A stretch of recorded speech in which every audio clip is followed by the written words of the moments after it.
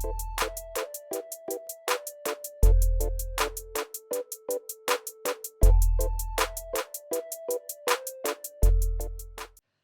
everyone, welcome to 5 Mantra Career Point. So my name is Bharat Palakurti and I'm quant faculty of this institute.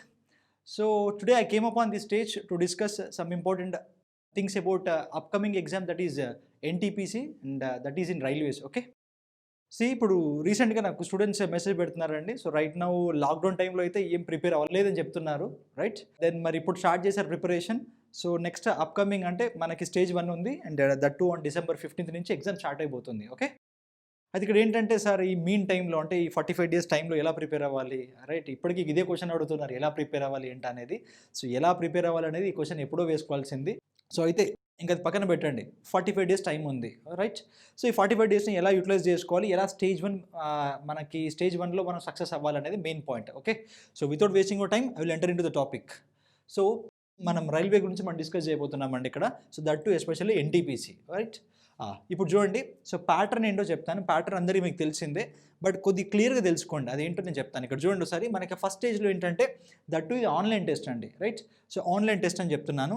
So ఏంటంటే ఇప్పుడు ఈ RRB NTPC అంటే అందరూ అంటే మొత్తం total SSC వాళ్ళు, బ్యాంకింగ్ వాళ్ళు, గ్రూప్స్ వాళ్ళు అందరూ రాస్తూ ఉంటారు. ఓకే. సో ఏంటంటే శాలరీస్ మంచిగా ఉంటాయి కాబట్టి, అండ్ మంచి డిసిగ్నేషన్ ఉంటుంది కాబట్టి, సో అందరు రాస్తారు కాబట్టి ఇప్పటివరకు ఆన్లైన్లో రాయని వాళ్ళు కూడా ఆన్లైన్ ఎగ్జామ్ కొద్దిగా రాయండి, రైట్.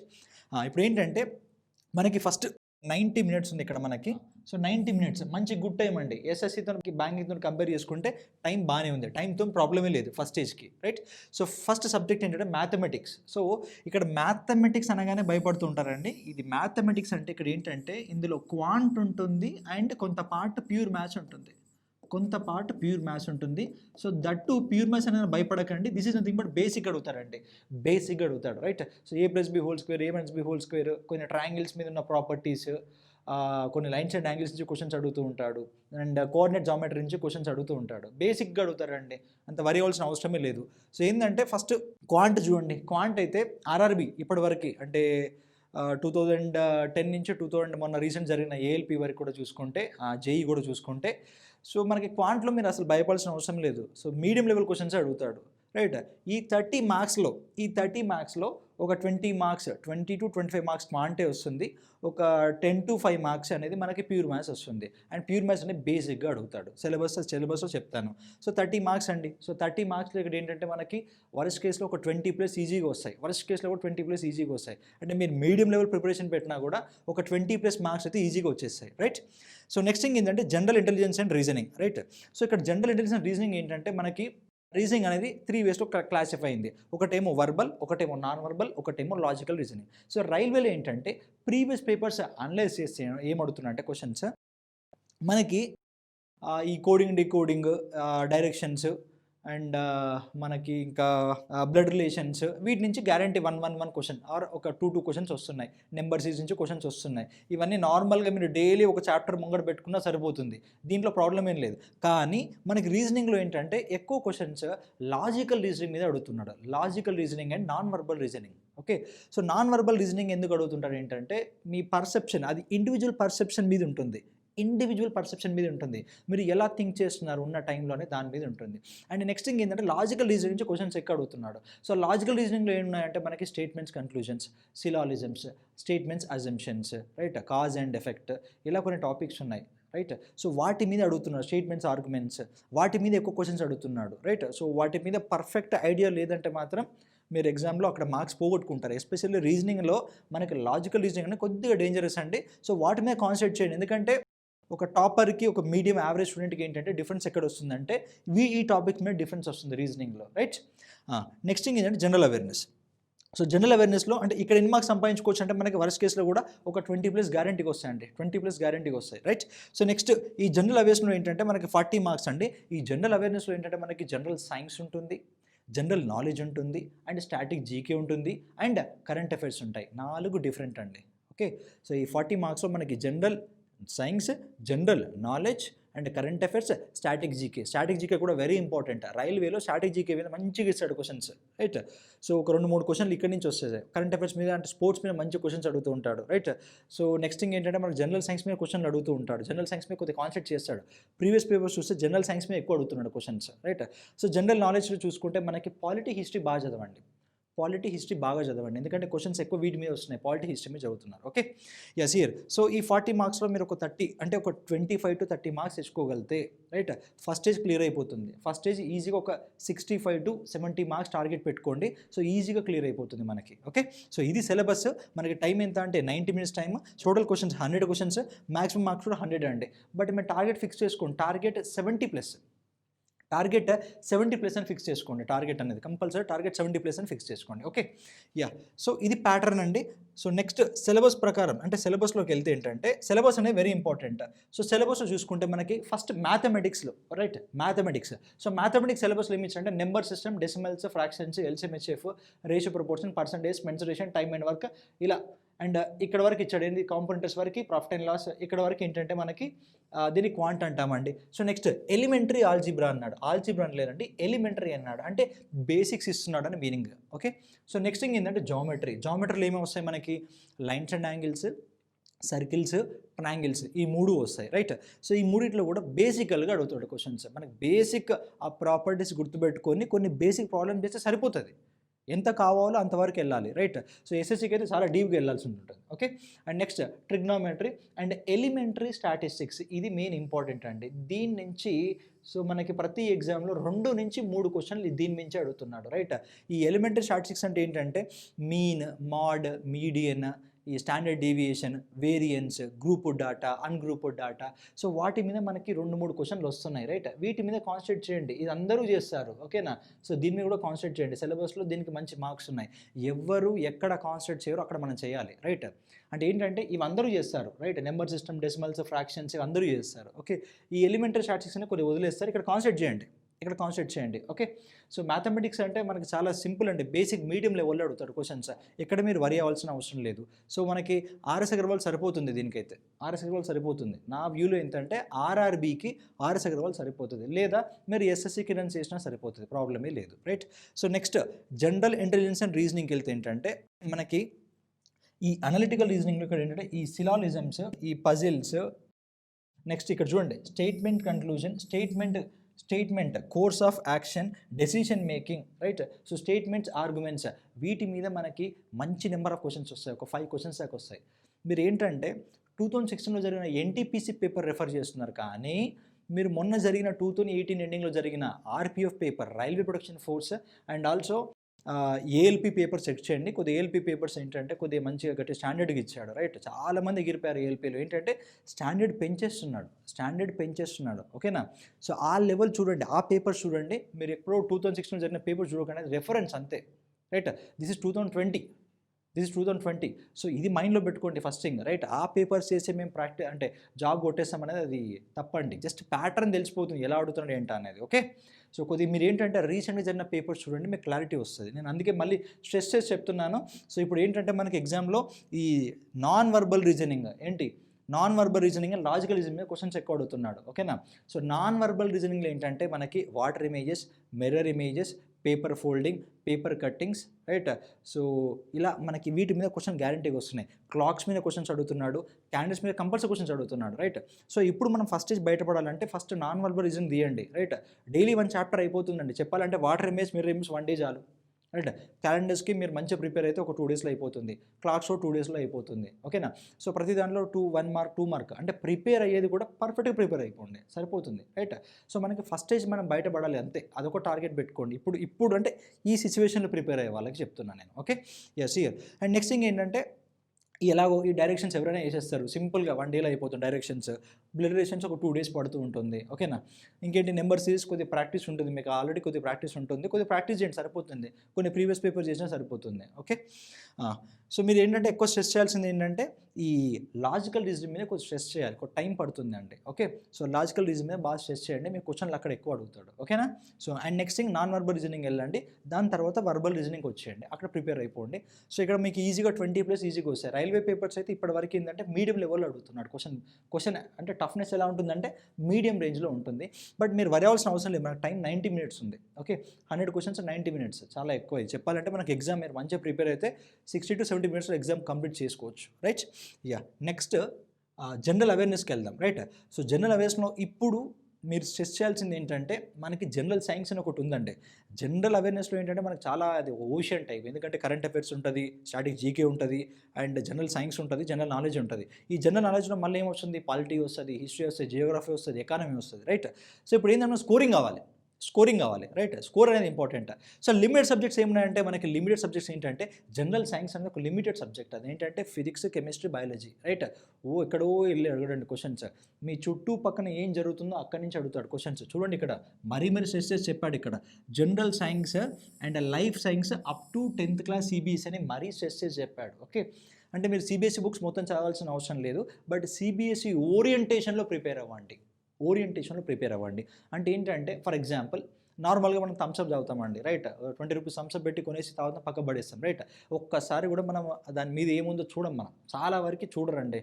అంటే తీసుకున్నామా, తాగినామా, బయట పడేసినామా అంటారు. రైట్? ఒకసారి అడిగారు క్వశ్చన్స్ ఎలా అంటే what is the beverage that is present in coffee అని అడిగాడు. రైట్? కాఫీ కూడా తాగుతూ ఉంటాం. Right?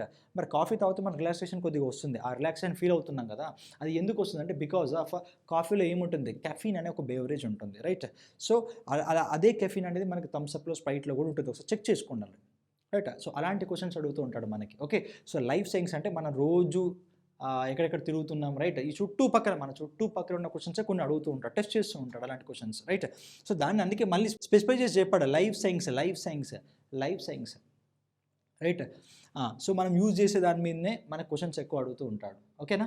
Yeah, so up to 10th class CBSE అంటే మీరు సిబిఎస్ఈ ఓరియంటేషన్లోనే ప్రిపేర్ అవ్వండి. ఓకే, సిబిఎస్ఈ ఓరియంటేషన్లోనే ప్రిపేర్ అవ్వండి. మళ్ళీ స్ట్రెస్ చేసి చెప్తాను. ఓకేనా? సో కొద్దిగా ఏంటంటే వెరైటీ ఆఫ్ క్వశ్చన్స్ ఉంటాయి. ఓకే, డిఫరెంట్ క్వశ్చన్స్ అడుగుతుంటాడు సిబిఎస్ఈలో, అలా ప్రిపేర్ అవ్వండి. సో స్టేట్ లెవెల్లో ప్రిపేర్ అయినట్టు అలా ప్రిపేర్ అవ్వకండి, సిబిఎస్ఈ ఓరియంటేషన్లో ప్రిపేర్ అవ్వండి. సో మీకు మార్క్స్ వస్తాయి. సిబిఎస్ఈ ఏంటంటే ప్రాక్టికల్గా అడుగుతుంటాడు, క్వశ్చన్స్ అన్ని ప్రాక్టికల్ లెవెల్లో అడుగుతుంటాడు, ఆ లెవెల్లో ప్రిపేర్ అవ్వండి. అది ఎలా అడుగుతున్నారు ఏంటో అనేది ఒకసారి ప్రీవియస్ పేపర్ చూస్తే మీకు క్లారిటీ వస్తుంది. రైట్? సో జనరల్ సైన్స్ అనేలో మనకి బయాలజీ మీద క్వశ్చన్లు ఎక్కువ అడుగుతాడు, ఫిజిక్స్ మీద అడుగుతాడు, కెమిస్ట్రీ మీద అటామిక్ టేబుల్ ఉంది కదండి, సో ఆ టేబుల్ మీద మన క్వశ్చన్స్ మంచిగా వస్తాయి, ఒక 2 క్వశ్చన్స్ దాకా వస్తున్నాయి. రైట్? ఫిజిక్స్లో అయితే మనకి లైట్ మీద కంపల్సరీ క్వశ్చన్స్, హీట్ మీద క్వశ్చన్స్ అడుగుతాడు, సౌండ్ మీద అడుగుతాడు. సో లైట్ అంటే ఫిజిక్స్ ఏంటంటే మనకు మొత్తం అన్ని పరంగా ఇంపార్టెంట్. ఓకేనా? సో బయాలజీ కూడా ఇంపార్టెంటే. సో జనరల్ సైన్స్ మీద ఇలా ప్రిపేర్ అయిపోండి. జనరల్ సైన్స్ లిమిటెడ్ చాప్టర్స్ ఉంటాయి, ప్రిపేర్ అయ్యి జస్ట్ ప్రీవియస్ పేపర్స్ లేదా ప్రతి చాప్టర్లో ఒక చాప్టర్ అయిపోయిందండి, ఒక చాప్టర్ అవ్వగానే వెంటనే దాన్ని క్వశ్చన్ చేసి ఆ క్వశ్చన్స్ అన్ని కలెక్ట్ చేసి పక్కన పెట్టుకోండి. ఎందుకంటే మీరు మళ్ళీ రివిజన్ చేయాలి కంపల్సరీ. మీరు ఎంత ప్రిపేర్ అయ్యి ప్రాక్టీస్ చేసినా కూడా మీరు మళ్ళీ రివిజన్ చేయకపోతే మీకు ఎగ్జామ్లో ఏమీ గుర్తుండదు. మళ్ళీ చెప్తాను, రివిజన్ అనేది వెరీ ఇంపార్టెంట్.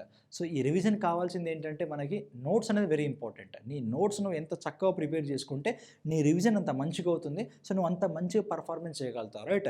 ఇది నేను చెప్పింది కాదండి. సో ఇక్కడ ఏంటంటే నేను చేసా అండ్ నేను ఇలా మాకు ఫ్యాకల్టీస్ అవన్నీ అంటే ఆ టైంలో చెప్పినప్పుడు విన్నాము, మేము ప్రాక్టీస్ చేసాము అండ్ మేము అలా నోట్స్లు రాసుకునే వాళ్ళము. సో అది మేము ఎగ్జామ్ టైంలో రివిజన్ చేసుకునే వాళ్ళము, మేము సక్సెస్ అయ్యాము. రైట్? సో మీరు సక్సెస్ అవ్వాలి. అలా ఏంటంటే సో ఇంకా ఇంటర్వ్యూస్ కూడా చూడండి, వాళ్ళు ఏంటంటే వాళ్ళ నోట్స్లు, వాళ్ళ ప్రిపరేషన్ ప్లాన్. రైట్? సో ప్రతిదీ ఒక చక్కగా ఆర్డర్లో రాసుకుంటారు. రైట్? మీరు అలాగే ముందుకెళ్ళండి, డెఫినెట్ సక్సెస్ అవుతారు. ఓకే, యా, నెక్స్ట్ మనకేంటంటే మార్క్స్ ఎట్లా ఎక్కువ గెయిన్ చేయాలి. రైట్? సో జనరల్ సైన్స్కి వెళ్ళండి దీంట్లో. నెక్స్ట్ ఏంటంటే స్పోర్ట్స్కి వెళ్ళండి. స్పోర్ట్స్ ఈ మధ్యలో జరిగిన sports questions. Right? So Nobel prices ఈ మధ్యలో మనకి సైన్స్ అండ్ డెవలప్మెంట్లో అడిగే క్వశ్చన్స్, అంటే ఈ మధ్యలో కొత్త ఏం డెవలప్ చేశారు. రైట్? వాటి రేంజ్ ఎంత, వాటి కిలోమీటర్స్ రేంజ్ ఎంత, అలా అన్నీ చూసుకోండి. రైట్? సో మెయిన్ ఈ మధ్యలో జరిగిన అన్నీ చూసుకోండి, ఆ క్వశ్చన్స్ అన్నీ అడుగుతారు. ఓకే, నెక్స్ట్ థింగ్ ఏంటంటే ఈ స్టాటిక్ జీకే చూసుకుంటే static GK. Right? Static GK అంటే పర్మనెంట్. ఇవన్నీ ఇప్పుడు ఇండియా ఉంది, రివర్స్ ఎక్కడెక్కడ ఉన్నాయి, లేక్స్ ఎక్కడ ఉన్నాయి. రైట్? సో సాల్ట్ లేక్ ఎక్కడ ఉంది. రైట్? ప్యూర్ వాటర్ లేక్ ఎక్కడ ఉంది. అండ్ ఈ రివర్స్ ఉన్నాయి కదా, సో రివర్స్ ఎక్కడెక్కడ ఉన్నాయి, రివర్స్ మీద ఏం డ్యామ్స్ ఉన్నాయి. రైట్. సో రివర్స్ అనేవి సిటీస్ క్రాస్ అయిపోతుంటాయి, వాటి మీద క్వశ్చన్లు అడుగుతుంటాడు. ఈ ఈ ఒక రివర్ అనేది ఏ సిటీ నుంచి వెళ్తుంది అలా క్వశ్చన్స్ అడుగుతూ ఉంటాడు. ఓకే. అండ్ ఇంకోటి ఏంటంటే మనకి ఈ బ్రాండ్ అంబాసిడర్స్ మీద క్వశ్చన్స్ అడుగుతాడు. శాండ్ డిస్క్ ఉంది, మీ మెమొరీ కార్డ్ ఉంటుంది కదా, so SanDisk memory card అంటే దాని CEO ఎవరు అలా అడుగుతూ ఉంటాడు. ఓకే. సో బ్రాండ్ అంబాసిడర్స్, ఇప్పుడు ఫర్ ఎగ్జాంపుల్ ఫోన్పేకి బ్రాండ్ అంబాసిడర్ అమీర్ ఖాన్ గారు వస్తున్నారు. ఓకే. సో అలా క్వశ్చన్స్ అడుగుతూ ఉంటారు. డైలీ రెగ్యులర్గా మీరు చూస్తున్నారు కదా టీవీలో, అవే క్వశ్చన్స్ అడుగుతూ ఉంటారు. రైట్. సో స్టాటిక్ జీకే అనేది అట్లా, స్టాటిక్ జీకేలో ఒక 30 టాపిక్స్ దాకా ఉన్నాయి, అవన్నీ బాగా ప్రిపేర్ అవ్వండి. ఓకే. సో స్టాటిక్ జీకే నుంచి మీకు 3 to 4 మార్క్స్ గ్యారంటీగా అడుగుతాడు. ఓకే. నెక్స్ట్ కరెంట్ అఫైర్స్ చూసుకుంటే ఫస్ట్ స్పోర్ట్స్ బాగా ప్రిపేర్ అవ్వండి. ఓకే. స్పోర్ట్స్ అనే వెరీ ఇంపార్టెంట్, స్పోర్ట్స్ బాగా ప్రిపేర్ అవ్వండి. అండ్ రీసెంట్గా జరిగిన ఏమైనా ఇంపార్టెంట్ థింగ్స్ మీద కొద్దిగా కాన్సన్ట్రేట్ చేయండి, ఇయర్స్ గుర్తుంచుకోండి. రైట్. సో నెక్స్ట్ థింగ్ ఏంటంటే మనకి జనరల్ నాలెడ్జ్కి వచ్చేవరకు ఏంటంటే పాలిటీ హిస్టరీ బాగా చదవండి. చదవండి, క్వశ్చన్స్ చేయండి, చదవండి, క్వశ్చన్స్ చేయండి. ఓకే. సో ప్రాక్టీస్ బాగా చేయండి, సరిపోతుంది. రైట్.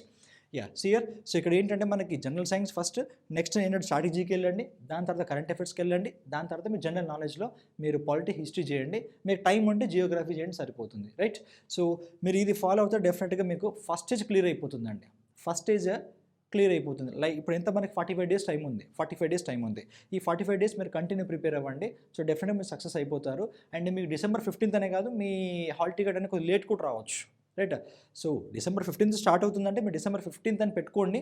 బట్ మీకు ఎంత లేట్ వస్తే మీకు ప్రిపరేషన్ కొద్దిగా ఇంకా ఎక్కువ అవుతుంది. ఓకే. సో ఒక 2 months ఉందనుకోండి, సో 45 డేస్ ప్రిపేర్ అయ్యి ఒక 15 డేస్ మాత్రం మీరు టెస్టులు రాయండి. రాస్తే మీ స్కోర్ ఎంత వస్తుందో తెలుస్తుంది. ఒక 50, 60 అలా 50, 60, 60, 70 రైట్. ఆ స్కోర్ అనేది మనకు తెలిసిపోతుంది. అంటే సేఫ్ జోన్లో ఉన్నామా లేదా తెలిసిపోతూ ఉంటుంది మనకి. ఓకే. సో ఇంకెక్కడ ల్యాకింగ్లో ఉన్నారో చూసుకోండి, టెస్టులు రాస్తే మీరు ఎక్కడెక్కడ ల్యాక్ అయ్యారనే తెలిసిపోతుంది. సో అది చూసుకుంటే సరిపోతుంది. ఓకే. సో ప్రిపరేషన్ ప్లాన్ ఏం లేదండి, ఇంకా ప్లాన్ ఏం లేదు. జస్ట్ ఇప్పుడు మ్యాథ్స్ పరంగా చూసుకుంటే మీరు క్వాంట్ అండ్ ప్యూర్ మ్యాథ్స్ ఉంది. ప్యూర్ మ్యాథ్స్ బేసిక్స్తో వెళ్ళిపోండి, సరిపోతుంది. ఓకే. సో క్వాంట్ అయితే మీరు ఆర్ఎస్ బుక్ చేసినా సరిపోతుంది. ఓకే. సో జనరల్ రీజనింగ్ పరంగా చూసుకుంటే మనకి బుక్ రీజనింగ్ ఉంది, ఆర్ఎస్ ఉంది రీజనింగ్ బుక్, అది ఎనఫ్, అది చాలా ఎనఫ్. ఓకే. సో నెక్స్ట్ దీని పరంగా చూసుకుంటే ఏంటంటే మీరు ఆన్లైన్లో చాలా దొరుకుతాయి కరెంట్ అఫైర్స్, అవి తీసుకుని సరిపోండి. అండ్ నెక్స్ట్ థింగ్ ఏంటంటే మనకి ఇప్పుడు ఆల్రెడీ కరెంట్ అఫైర్స్ సార్ కూడా స్టార్ట్ చేశారు, సో అది తీసుకున్నా సరిపోతుంది. ఓకే. సో ఇలా ప్రిపేర్ అయిపోతే డెఫినెట్గా మనకి ఫస్ట్ స్టేజ్ క్లియర్ అయిపోతుంది. ఓకే. సో మీరు ఏం చేయండి అంటే ఇప్పుడు ఈ 45 డేస్ స్టార్ట్ చేయండి. మీరు ఇంకా లేట్ అయినా పర్లేదు, లేట్ అయినా అంటే ఇంకా లేట్ ఆల్రెడీ అయిపోయింది. సో ఇప్పుడు ఏంటంటే ఇప్పుడున్న టైంలో ఇది ప్రిపేర్ అయిపోతే మీరు ఫస్ట్ స్టేజ్ ఒక 65 to 70 మార్క్స్ని బయటపడిపోతారు. దెన్ సెకండ్ స్టేజ్కి ఏంటంటే ఫస్ట్ స్టేజ్లో తప్పులు ఏం చేశారో అది చేయకుండా సెకండ్ స్టేజ్ నీట్గా ప్రిపేర్ అయిపోండి, మంచిగా డెప్త్కి వెళ్ళాలి. ఓకే. సో ఎంత డెప్త్కి వెళ్తే మనకు అన్ని మంచి మార్క్స్ వస్తాయి. Right. So qualification doesn't matter here, qualification అందరు క్వాలిఫై అయిపోతారు. రైట్. సో ఇక్కడ మ్యాటర్ ఏంటంటే మెరిట్లో ఉన్నావా, నీ కేటగిరీలో నువ్వు మెరిట్లో ఉన్నావా లేదా అనేది ఇంపార్టెంట్. మెరిట్లో ఉన్నవాడికే జాబ్ వస్తుంది. రైట్. సో అది సెకండ్ స్టేజ్లో చూసుకోండి. సెకండ్ స్టేజ్లో కూడా మళ్ళీ same syllabus, same each and everything will be same. Questions ఏంటంటే 120 క్వశ్చన్స్ అయిపోతాయి. మనకి టైం అనేది కాన్స్టెంట్ సేమ్ 90 minutes ఉంటుంది. అక్కడ కొద్దిగా ఫాస్ట్ పెరగాలి మీకు, ఇంతే డిఫరెన్స్. ఓకే. సో ఈ స్ట్రాటజీ ఫాలో అయిపోండి. ఇప్పుడున్న టైంలో ఏంటంటే ఈ స్ట్రాటజీ ఫాలో అయిపోండి. సో లాస్ట్ ఏంటంటే కొద్దిగా టెస్టులు రాయండి, ఆన్లైన్ టెస్టులు రాయండి. సో మీకు ఏంటంటే ప్రాక్టీస్ అయిపోతుంది కాబట్టి ఎగ్జామ్లో కూడా కొద్దిగా ఫాస్ట్గా ఉంటారు. రైట్. సో యాజ్ ఎంప్లాయీగా చెప్తున్నానండి, నేను కూడా ఇవన్నీ రీసెంట్గా పేపర్స్ చూశాను, రీసెంట్ పేపర్స్ కూడా చూస్తున్నా. ఆ మోడల్లో ఆ ఓరియంటేషన్లో కాకుండా ఇంకొద్దిగా హై లెవెల్లో చెప్తున్నా. ఏంటంటే ఏదైనా ఒక టాపిక్ చెప్తున్నా అంటే ఆ టాపిక్ బేసిక్ నుంచి హై లెవెల్ వరకు వెళ్తున్నాను. రైట్. సో ఆ టాపిక్ నుంచి క్వశ్చన్ వచ్చిందంటే మీకు ఇంకా ఆన్సర్ 1 mark ఆన్సర్ పడాలి, 1 mark రావాల్సిందే. రైట్. ఆ లెవెల్లో ఉండాలి ప్రిపరేషన్ అనేది. ఎప్పుడైనా టాపిక్ నుంచి క్వశ్చన్ వచ్చిందంటే ఆ టాపిక్ నుంచి మనకు ఆన్సర్ పర్ఫెక్ట్ రావాల్సింది, అంతే, ఇంకేం లేదు అక్కడ ఇంకా. రైట్. సో ఆ లెవెల్లో మనం ముందుకు వెళ్తున్నాం. రైట్. క్వాంట్ పరంగానైనా కూడా ఇంకే సబ్జెక్ట్ పరంగా కూడా మనం ఆ లెవెల్లో ముందుకు వెళ్తున్నాం. ఓకే.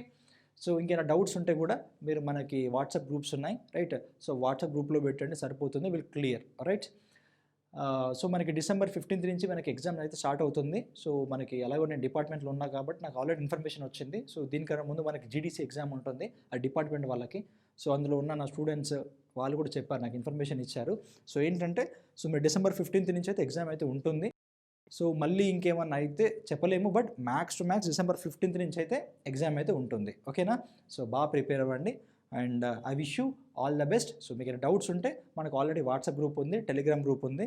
సో నాకైనా పర్సనల్గా మెసేజ్ చేసినా పర్లేదు, then I will give some suggestions. ఇప్పుడు ఈ టైంలో ఎలా ప్రిపేర్ అవ్వాలి, ఇంకైనా నోట్స్లో ఏమైనా కావాలన్నా కూడా I mean that hour 5 Mantra will provide all these notes. Okay, right, thank you and I wish you all the best.